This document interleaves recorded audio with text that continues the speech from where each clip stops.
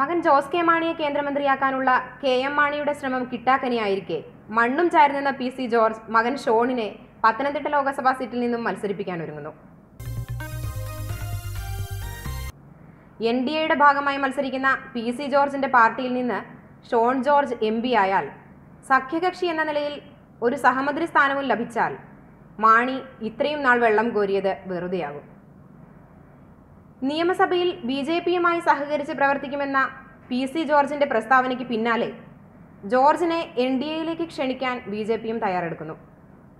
Pathanamthitta seat നൽകിക്കൊണ്ട് ജോർജിനെ അടുപ്പിക്കാനാണ് BJPക്കുള്ളിൽ നീക്കങ്ങൾ നടക്കുന്നത്.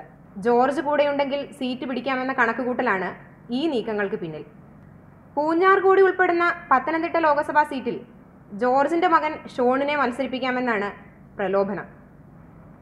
5 വർഷം മുൻപ് കാവി ഷാൾ അണിഞ്ഞ് മോഡിയുടെ ചിത്രം ധരിച്ച ടീഷർട്ട് അണിഞ്ഞ് BJPയുടെ കൂട്ടയോട്ട വേദിയിൽ PC ജോർജ് പ്രത്യക്ഷപ്പെട്ടത് ഏറെ അത്ഭുതപ്പെടുത്തിയിരുന്നു.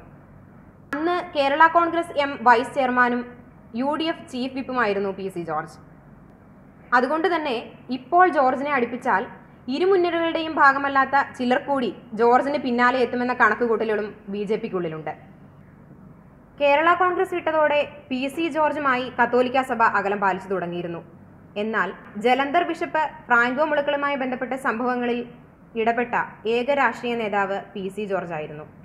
ഇതോടെ കത്തോലിക്ക നേതൃത്വത്തിൽ ഒരു വിഭാഗം വീണ്ടും PC ജോർജുമായി അടുത്തു തുടങ്ങിയിട്ടുണ്ട്. എന്നാൽ BJPയുമായി കൂട്ടുകൂടുമ്പോൾ കഴിഞ്ഞ തെരഞ്ഞെടുപ്പിൽ ഒപ്പം നിന്നവരെല്ലാം കൂടെ കാണുമോ എന്ന ആശങ്ക PC ജോർജിന്റെ ഉള്ളിലുണ്ട്. PC ജോർജിന്റെ ജനപക്ഷം പാർട്ടി അടുത്തിടെ CPMുമായുള്ള ബന്ധം ഉപേക്ഷിച്ചിരുന്നു. ഇതും ജോർജ് BJPയിലേക്ക് അടുക്കുന്നതിന്റെ സൂചനയായി കരുതാവുന്നതാണ്. നിയമസഭയിൽ 3 വർഷമായി O രാജഗോപാലുമായി സഹകരിക്കുന്നുണ്ടെന്നും അദ്ദേഹത്തോടൊപ്പം പ്രത്യേക ബ്ലോക്കായി ഇരിക്കാനാണ് തനിക്ക് താല്പര്യമെന്നും PC ജോർജ് മുൻപ് അറിയിച്ചിരുന്നു. ശബരിമലയുടെ പരിപാവനത നിലനിർത്താൻ BJPയാണ് മുന്നിട്ടിറങ്ങിയിരിക്കുന്നത്. അതുകൊണ്ട് തന്നെ തനിക്ക് BJPയോട് വളരെ സ്നേഹക്കൂടുതലാണ്. പിണറായിയുടെ നേതൃത്വത്തിലുള്ള കമ്മ്യൂണിസ്റ്റ് പാർട്ടി വിശ്വാസികളെ അടിച്ചു തകർക്കുകയാണ്. ഈ വൃത്തികേട് കാണിക്കുന്ന ഇടതുപക്ഷവുമായി യാതൊരു കൂട്ടുകെട്ടിനുമില്ല.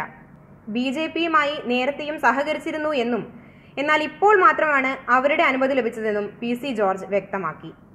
എന്തായാലും ലോക്സഭാ ഇലക്ഷന് മുൻപ് കേരളത്തിലെ രാഷ്ട്രീയ സമവാക്യങ്ങളിൽ മാറ്റം വരുമെന്ന് ഉറപ്പായിരിക്കുകയാണ്. കൂടുതൽ വാർത്തകൾക്കും വിവരങ്ങൾക്കും മംഗളം.com സന്ദർശിക്കുക.